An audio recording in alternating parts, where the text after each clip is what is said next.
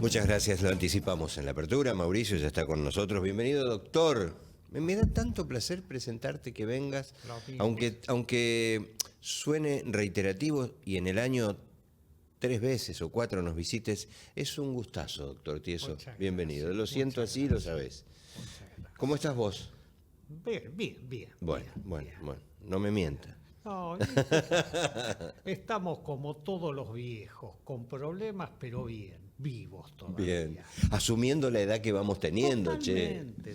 También eso está bárbaro. Gracias a Dios seguimos cumpliendo años. Ah, qué lindo ese. ¿Qué edad tenés, Santo? 74. Estamos estupendos. Tenemos carril todavía. Si querés, ¿no? levanto el capote y vas a ver que el motor está gastado.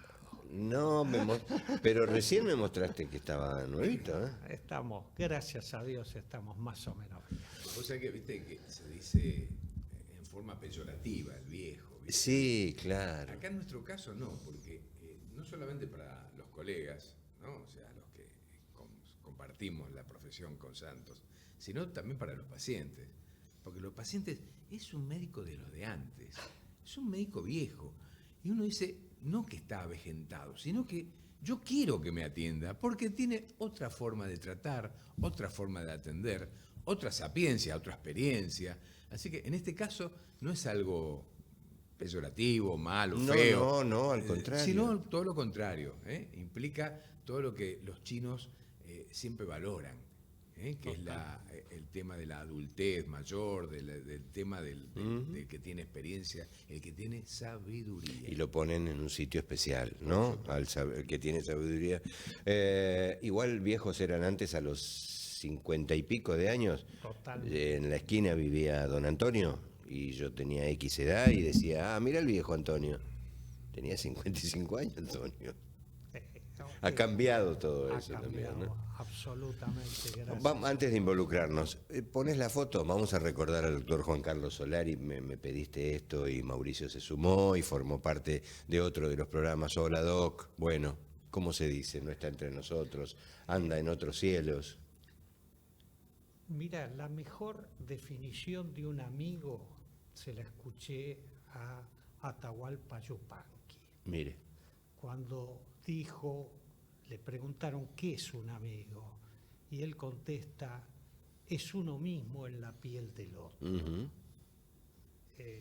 Juan Carlos fue un amigo, un amigazo que compartía muchas veces conmigo el sentimiento por la música, por las plantas. ¿Por los jazmines? Por los jazmines, también por los jazmines. Él fue una persona maravillosa, realmente magnífico. Yo he pasado tiempo charlando con él. Hay una samba que habla de los amigos, que dice en una de sus estrofas que se callen las guitarras huecas de voces que irán sacando a flor de la tierra recuerdos de amigos que no volverán. Apa. Nos vamos a encontrar, yo creo, en poco tiempo, porque 10 años, 5 años, 2 años, ¿Quién un lo año, sabe? ¿Quién lo sabe? No es nada. Pero, querido amigo, ya nos vamos a volver a ver. ¿Sos consciente que hay algo más allá? Totalmente. Mirá dónde no fuimos, pero quería preguntártelo. La medicina me enseñó que es imposible que Dios no exista. Es imposible que Dios no exista. ¿Por qué? Porque matemáticamente todo responde a una inteligencia superior. Bien. O sea, ¿qué es lo más importante que hiciste en tu vida? Por ejemplo, vos, te pregunto... Mis hijos, me veo en mis hijos, sí, claro, mis hijos, sin duda. Pero vos fijate que la verdadera inteligencia para crear a tus hijos no la tenías en la cabeza. No, claro. Vos lo único que tenías era el deseo de tener ser un papá. hijo y pasarla bien con tu mujer esa noche. Sin embargo, la inteligencia estaba dentro de vos, está dentro de uno. ¿Por qué? Porque tus testículos fabrican el elemento que va a fabricar el ser nuevo, que es el espermatozoide. Y vos no hiciste nada para formar el espermatozoide desde el punto de vista de tu inteligencia. La inteligencia estaba dentro tuyo, donde se fabricó. Lo mismo que en tu mujer. El ovario fabricó el óvulo que hizo posible que se hiciera un ser nuevo. Déjame cerrarlo de... Pones un cachito más al doctor, porque Mauricio lo quiere recordar también, integrante del Círculo Médico, neumonólogo muy reconocido, Solari, así que le mandamos un fuerte abrazo de acá a la familia. Director del Centro Vías Respiratorias de Morón por muchos años. Bien. Así que, además de prestigioso, un buen tipo. Será siempre ese espacio para poder recordar a los grandes, ¿está bien? Y seguramente algunos tuvieron el lujo de haber sido atendidos por Juan Carlos, porque fue un hombre bien de la zona, ¿no? Un profesional de los de antes. Santos, entramos en tu tema. Son tiempos gusto. complejos, cambios de clima, el frío que se va, que vino poco y demás. Vamos a empezar con los remedios caseros, no sé si se llaman así. Vos te reías el otro día que te consulté y me dijiste cómo estás y te dije tengo los pies calientes. Tengo 2 pares de media y los tengo ahora también. Es maravilloso. Pero ¿qué me dijiste recién un ejemplo que dabas? Que no necesariamente hay que tener esta modernidad de decir déjalo, que el pibe ande descalzo. Te pone loco. Esas cosas realmente indican el desconocimiento. Pero es la naturaleza de hoy. Pero indica solamente el desconocimiento. O sea, que alguien pueda decir que los pies fríos no importa porque los virus no entran por los pies como veo en las redes. Digo, es una verdadera locura, es desconocer la inmunología, es desconocer que existen crioaglutininas. O sea, es desconocer que el frío no solo genera enfermedades que tienen que ver con las infecciosas, sino que trae otro tipo de enfermedades también, que pueden ser todavía mucho más graves para el individuo.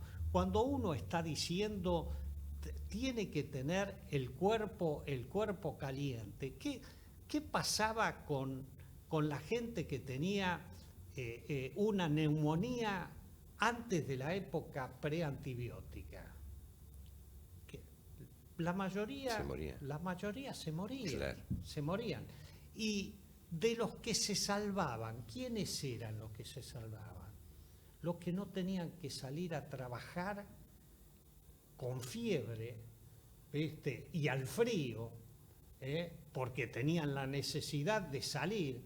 Esos casi todos se morían, ¿correcto? Se vivía aquel que tenía la posibilidad de comer, de estar calentito en una cama. Cuando vos le decís a alguien que tiene fiebre, que no tiene que ir a trabajar, lo estás cuidando a él y estás cuidando a la empresa donde trabaja, ¿correcto? Porque primero, que si va a trabajar en el momento que contagia, seguramente que va a estar contagiando al resto de sus compañeros. Bueno, lo de las medias es un ejemplo. A vos no te gusta recetar. A vos te gusta esperar. Aconsejas otras cuestiones antes. Digo, no das medicación instantáneamente. Porque vos, esta es una de las cosas que a mí me interesan enormemente, no bajar la sintomatología del paciente. Cuando yo digo el cuerpo habla, y lo que tenemos que hacer es saberlo escuchar, es porque vos decís a alguien que tiene fiebre, con un antitérmico le bajas la fiebre. Automáticamente. Pero le curaste la enfermedad. ¿Le curaste la enfermedad? ¿Pero y qué tenés que hacer? ¿Dejarlo que la fiebre No. siga subiendo? Perdón. No, uno dice, si tiene 37 grados y medio, Bien. 38 hasta 38 grados, Cambió esa medición, salvo, sí. salvo que tenga el paciente un trastorno que no puede tolerar la temperatura porque hace más convulsiones más fáciles, ¿correcto? Decir hasta 38 grados, espere. Y además, si lo tenés que medicar, lo medicás y vas esperando y vos sabés cómo va evolucionando el paciente sin cortarle la sintomatología. Además, si le cortás la sintomatología, le decís a un chico, no juegue, no salga, no. Y el pibe, cuando se siente bien, empieza A salir. a Lo salir, primero que hace. a jugar al fútbol. ¿Y el que no va ni a la consulta y se toma una aspirina? Dice, Ese con todavía- esto va a andar bien. Eso todavía, Eso es común. Eso es todavía más grave. No sabe a qué se expone. Tomar una No aspirina, sabe. Santo. Pero, bendito Dios, existen cada vez que yo medico algo, algún paciente, tenés que estar pensando no solo en los efectos directos del medicamento, sino los efectos colaterales de la enfermedad. Y la mayoría de la gente no conoce ni los efectos colaterales, no conocen efectos colaterales ninguno, ¿correcto? Es una verdadera locura automedicarse. Uno no sabe a qué realmente se expone. Con una aspirina. Una Digo, te pongo algo pequeño. ¿Sabés lo que pasa, Raúl? Que el tema que no hay pequeños, porque todo medicamento tiene su interacción por sí mismo o coadyuvado con otra medicación que esté tomando el paciente. Si vos, por ejemplo, a una persona que está anticoagulada porque tiene arritmias, por ejemplo, una persona mayor que puede estar anticoagulada, si vos le sumás una aspirina y demás, aumentás la coagulación. Entonces, cualquier roce que tenga puede llegar a tener una hemorragia importante. sangrado. ¿Qué es? ¿Entendés? O sea, siempre hay una interacción con alguna otra cosa que estés tomando, seguramente. Entonces, para eso está, pregúntele al médico. Porque uno tiene en su cabeza, en la historia clínica consignado lo que toma el paciente, para después dar el medicamento adecuado. Yo sé que si un paciente es asmático, no le tengo que dar beta-bloqueantes, porque si no lo puedo matar. ¿Entendés? Y si un paciente toma algo inadecuado, tomando una medicación específica, puede provocarse una crisis realmente importante. Entonces, por eso uno mide lo que medica, no tira al voleo una medicación. Cuando llegan a tu consulta tantos pacientes que te están mirando en la tele y dicen, oye, estás altas tiesas, ¿vienen con algo ya? ¿Intentaron algo? ¿Te confiesan la verdad? Sí, ahora no tanto porque saben que no, realmente no me gusta, porque vos decís una aspirina y si tenés una epistaxis la aumentás. La aumentás, ¿para qué? Pero digo, es tan común que el paciente tuyo llega así, en general. Es que casi todos los pacientes llegan en general habiendo tomado algo, correcto. Lo importante es que saber que realmente te expones a cosas que no conoces. Si uno tiene la precaución de ver, decir, a ver, este es un hipertenso. Claro, si tiene una reacción alérgica y le das un corticoide y le aumentás la hipertensión. Estas son cosas comunes que el médico conoce, pero no tiene por qué conocerlas el paciente. Ese es el verdadero problema realmente de la automedicación. Santos, vamos a un efecto práctico, porque viste, esto vamos a hacer consultas desgranadas, sí, ¿no? Claro. Como si estuviéramos en el consultorio con Santos. El tema de la otitis, por ejemplo, que no sabemos, empezamos con dolor de oído, ese es el síntoma, o sea, la gente tiene dolor. Lo primero que va a hacer la gente es conseguirse una gotita para el oído. Después lo veo a Santos. Pero primero quiero tapar, hasta que yo lo vea a Santos, me tengo que colocar algo. Un alcohol boricado, por ¿Qué ejemplo. pasa si uno está con una otitis supurada? ¿Qué pasa si tiene dolor de oído? ¿Qué hay que hacer? ¿Qué se puede hacer y qué no se puede hacer? Bueno, la primera cosa que uno tiene, fíjate vos que los médicos somos rarísimos, ¿no? ¿Por qué? ¿Por qué somos rarísimos? Porque el dolor de oído tenés dos términos para hablar de dolor de oído: otalgia y otodinia. ¿Qué es una otalgia y qué es una otodinia? La gente no sabe, le duele el oído. Claro, me duele el oído. Bueno, una otalgia es un dolor provocado por un trastorno propio del oído. Una otalgia es un dolor prestado al oído. O sea, yo no quiero asustar a mucha gente, no quiero que se asuste la gente, pero a veces me ha llegado al consultorio dolor de oído, y vos lo ponés al microscopio y en el oído no tiene nada. ¿Cómo? Le duele el oído, pero dolor, doctor, tengo dolor de oído. Y el problema no está en el oído, está en otro lado.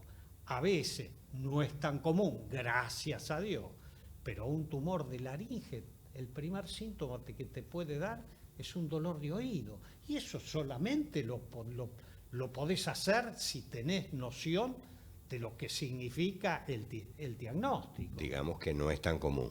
No, gracias a Dios no es tan común. Pero los problemas mandibulares también te pueden dar dolor de oído. Un trastorno mandibular, y que vos lo resolvés mandándolo al odontólogo, al paciente. Bien. Correcto.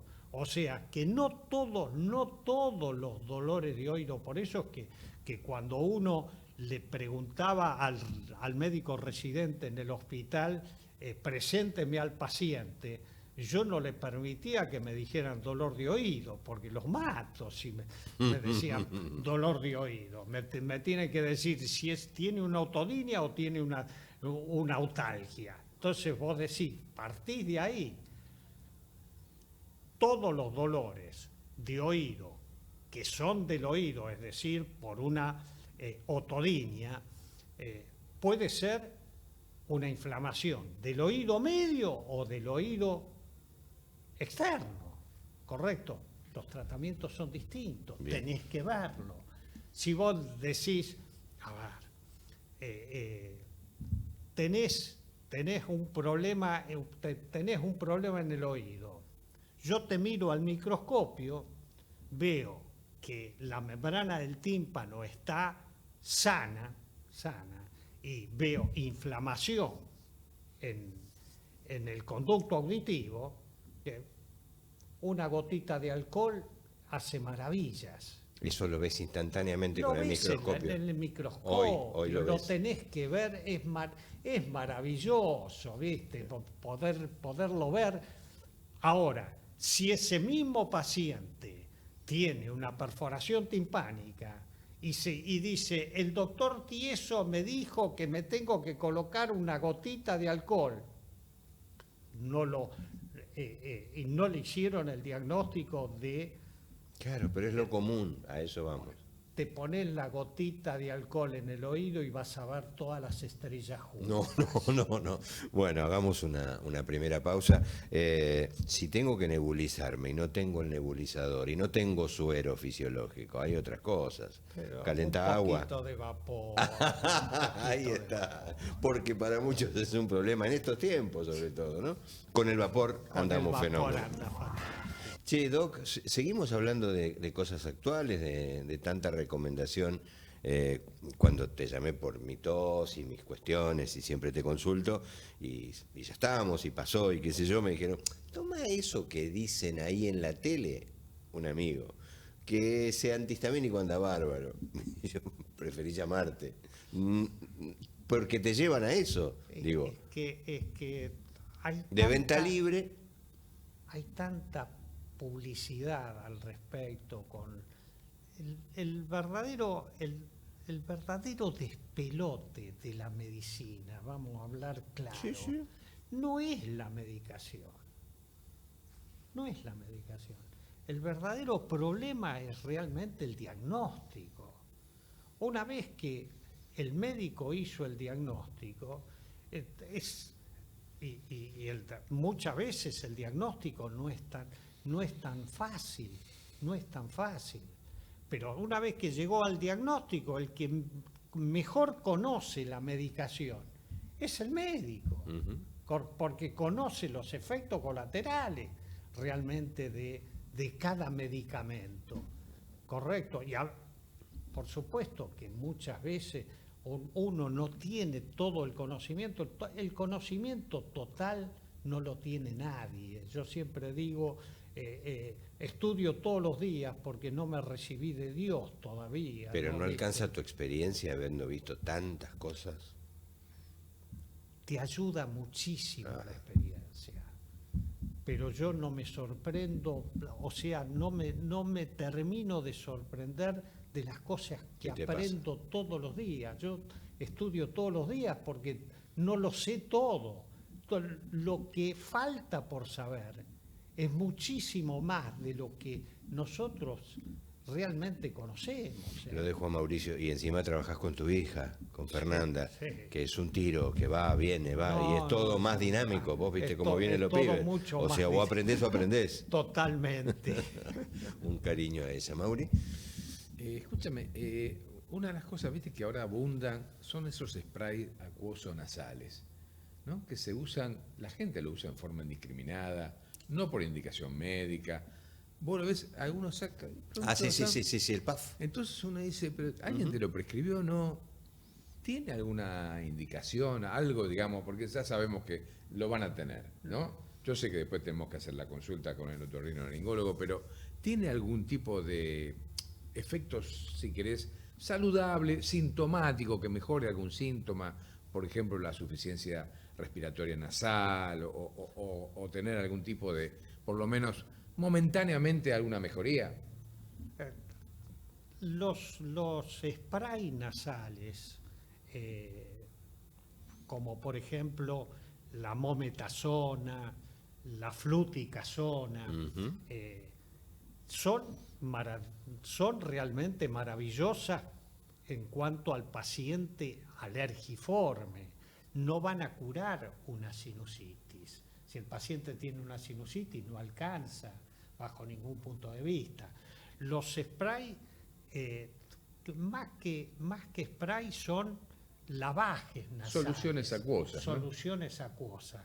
Son interesantes en los pacientes que muchas veces tienen alguna sinusitis, porque fluidifican bastante las secreciones y ayudan a que el paciente se cure más fácil la sinusitis con toda la medicación que vos tenés que darle, ¿viste?, para curar la infección, porque eso solo no te cura a un paciente. Un paciente con una sinusitis crónica no se cura absolutamente con un solo medicamento, y menos con un spray nasal simple. Seguro. Y en el caso de la aguda, por ejemplo, la sinusitis aguda, que uno puede empezar con una molestia, incluso una cefalea frontal, algún dolor, digamos, perinasal, como una especie de congestión. Uno está congestionado y de pronto después empieza o a tener temperatura, a tener fiebre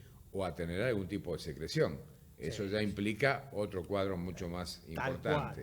En ese caso, cuando uno ya ve que las secreciones son mucopurulentas, ahí tenemos que emplear con todos los corticoides, porque corticoides con los antibióticos, porque uno dice, en general, gracias a Dios, las sinusitis no se complican hoy tanto, pero yo he visto sinusitis complicadas seriamente, Mauricio, en las cuales se involucraban trastornos a nivel de los pares craneales, y uno dice, una sinusitis puede llegar, una sinusitis esfenoidal te puede llegar a dar compromiso de los pares craneales.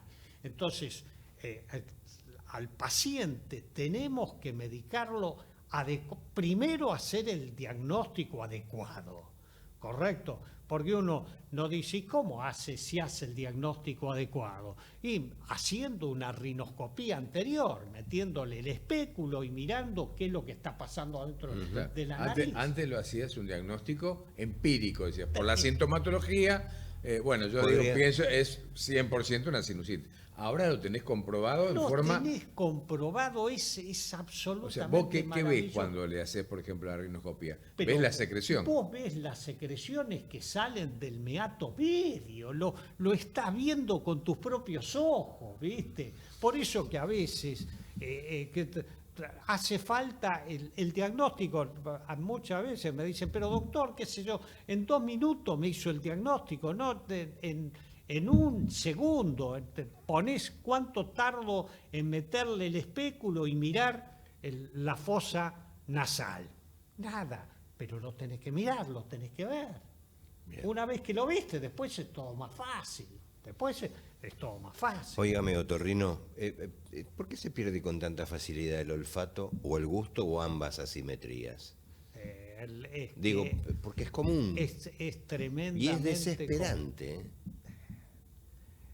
Es verdad lo que vos decís, es desesperante no tener olfato. ¿Por qué? Porque en última instancia, si no tenés olfato, tampoco podés disfrutar de las comidas. No, en absoluto nada. Y además, uno dice, el olfato no sirve para nada. No, al contrario. Claro. Porque, viste, mucha gente te dice, no, los ojos, no quisiera perder la vista. Pero vos perdés el olfato y entrás en un peligro terrible, porque la gente que no tiene olfato es tremendamente peligroso todo lo que significa estar con el gas. Vos ni siquiera... Ni siquiera sentís. Y se pierde muy, pero muy fácil el olfato por los trastornos de tipo infecciosos en la nariz y de tipo alérgico en la nariz. ¿De la misma forma que se pierde, se recupera? Se recupera muchas veces. Digo, como para contar. En general se recupera. En general con medicación, con el cuadro. Con medicación, en general se recupera. Hoy tenés un abanico de cosas para tomar. Es maravilloso cómo ha aumentado la farmacología en ese respecto, ¿viste? Pero también han aparecido los bichos nuevos, ¿viste? Que te traen trastornos fundamentales en la nariz. El COVID ha sido uno de ellos. El COVID ha sido uno de ellos. ¿Vos viste en esta experiencia desde el 20 en adelante una pérdida de olfacción persistente? Totalmente. O sea que prácticamente si recuperó un 20%, pero quedó... no se recupera total. No se recupera en forma total. No se recupera totalmente. Muchas veces, realmente. Y esos pacientes tienen que ser medicados, ¿viste? Pero hay muchísimos factores que están influyendo para que esto ocurra, porque la medicina es algo dinámico. Hay enfermedades que yo veía hace 50 años atrás, que hoy yo no las he visto, no las he vuelto a ver, qué sé yo, el Osena. Los médicos modernos no vieron nunca un Osena. No sé qué es yo tampoco. Son trastornos de nariz inflamatorios que te hacen caer el tabique, prácticamente. No, yo no he vuelto a ver, y era una enfermedad que eran comunes.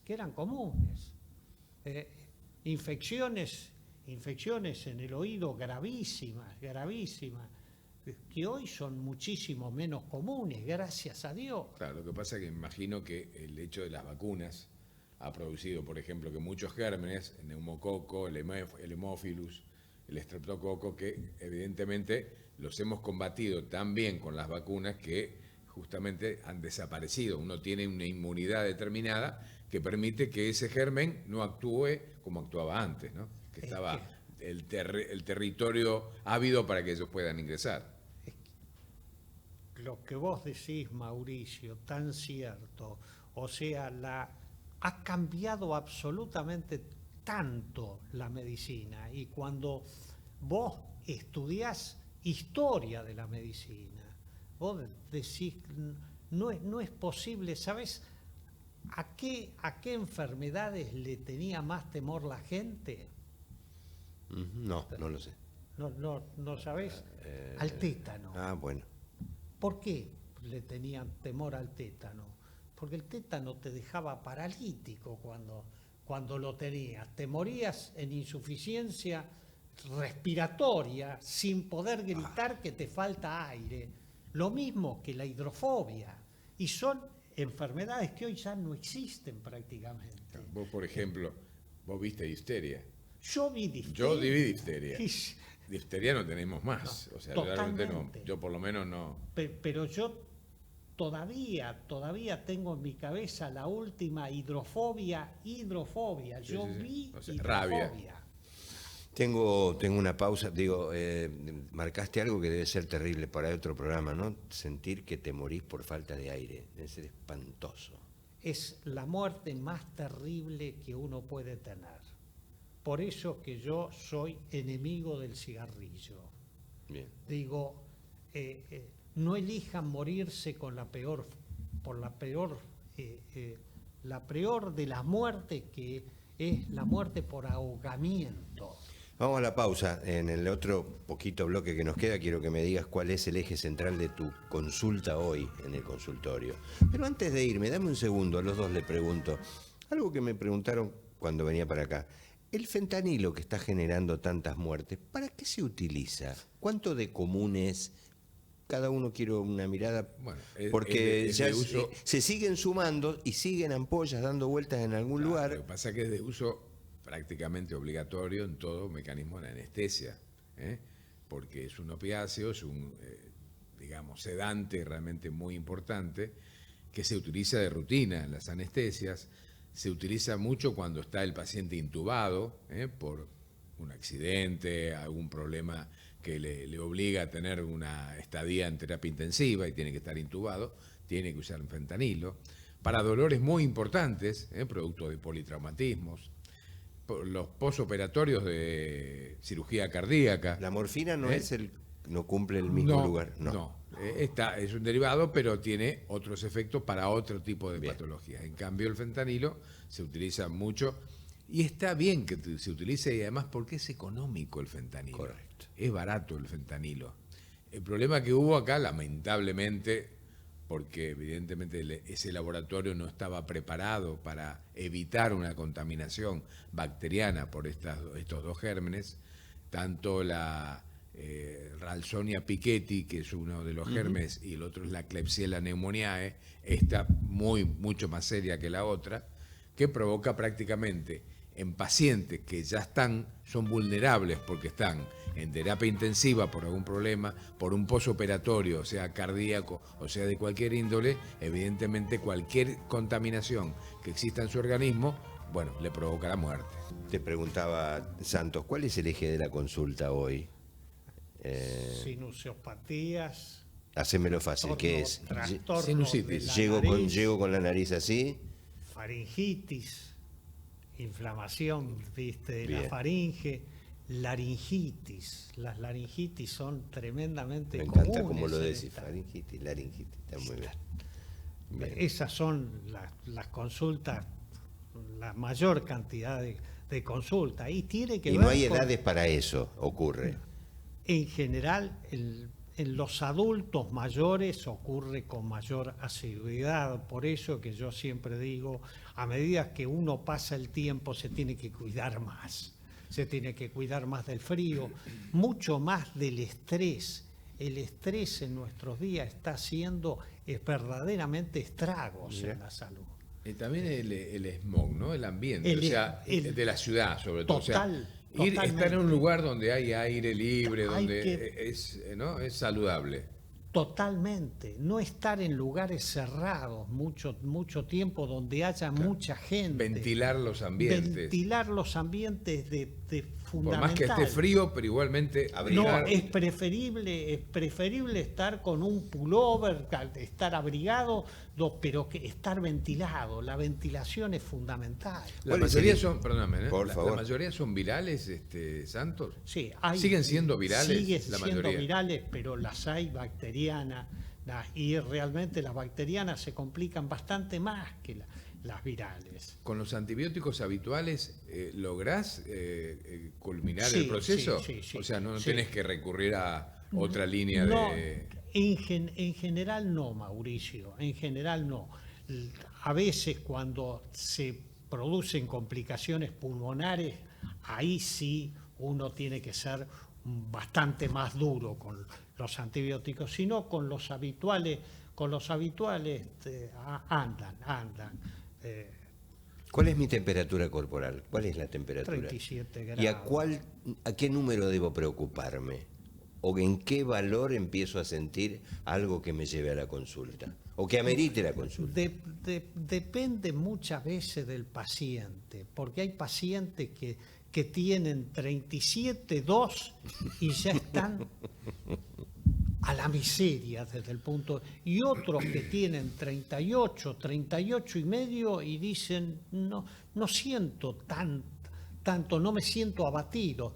Depende de cada paciente, Raúl, es un mundo. ¿Qué te demuestra 38? ¿Abatimiento? ¿Dolor Muchas de cabeza veces. necesariamente? Muchas veces el abatimiento es tremendamente importante. Y yo digo, el abatimiento te está diciendo, no te muevas tanto, Ajá. toma líquido, come livianito, ¿viste? Te está diciendo cómo te tenés que comportar vos con vos mismo. No sé si soy claro, ¿viste? Porque vos decís, tengo 38 grados, yo te lo bajo en 3 segundos. Bajar la fiebre es lo más tonto que hay. Por supuesto, sí. Tapo el síntoma, claro. Pero nada más que calmar síntomas. Y eso no es lo que beneficia al organismo. El organismo te está diciendo, cuando te tenés que quedar sentado, cuando tenés que estar en paz con vos mismo, hacer reposo en casa, el cuerpo te lo está diciendo. Si vos lo callás, le tapás la boca con medicamentos, nada más que curan el síntoma, lo más probable es que aparezca la complicación de algo que no debería tener complicaciones. El estrés, qué sitio ocupa, ¿no? Qué bien que dijiste eso. No, El estrés es terrible. El estrés es uno de los enemigos más importantes que tiene el organismo. La gente no sabe a qué se expone a través del estrés. Yo estoy absolutamente convencido de que muchas de las patologías que hoy vemos son generadas y agravadas por el estrés. Patología desde el punto de vista infeccioso y patología desde el punto de vista tumoral, ¿no? O sea, estoy absolutamente seguro que un organismo que está, porque vos tenés que pensar que tu cuerpo genera millones de actividades de las cuales prácticamente las desconocemos casi todas. Nosotros solamente conocemos un poquito de esa realidad.